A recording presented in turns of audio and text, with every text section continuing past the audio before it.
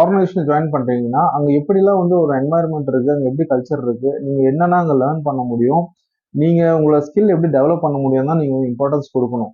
நீங்க ஃபர்ஸ்ட் உங்க salary importance கொடுத்துட்டீங்க அப்படின்னா நீங்க கண்டிப்பா ஃபியூச்சர்ல நீங்க க்ரோ ஆக முடியாது, நீங்க எதுவும் லேர்ன் பண்ண முடியாது.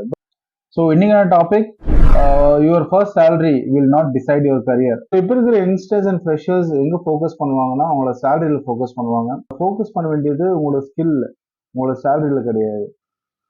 சே ஃபார் எக்ஸாம்பிள் உங்களுக்கு ஒரு 15,000 ஒரு ஆஃபர் கிடைக்குது. நீங்க நிறைய ஃபோக்கஸ் பண்ண வேண்டிய விஷயம் என்னன்னா அந்த ஸ்கில்ல நீங்க வந்து நல்லா அண்டர்ஸ்டாண்ட் பண்ணிக்கணும். நீங்க எந்த ரோல், சே ஃபார் எக்ஸாம்பிள் நீங்க ஒரு சேல்ஸ்ல ஜாயின் பண்ணியிருக்கீங்க, பட் உங்களுக்கு மார்க்கெட் பத்தி தெரியாது, ஒரு ப்ராடக்ட் எப்படி சேல்ஸ் பண்றதுன்னு தெரியாது.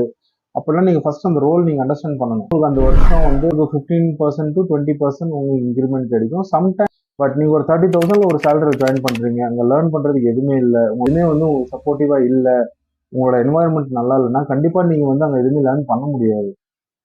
ஸோ இந்த மாதிரி ரோல்ல உங்களுக்கு இயர் அண்ட் இயர் 5%, 8%, 10% இந்த மாதிரி இன்க்ரிமெண்ட் தான் நீங்க எதிர்பார்க்க முடியும். ஸோ நீங்க டிசைட் பண்றது ப்ராப்பரா டிசைட் பண்ணுங்க.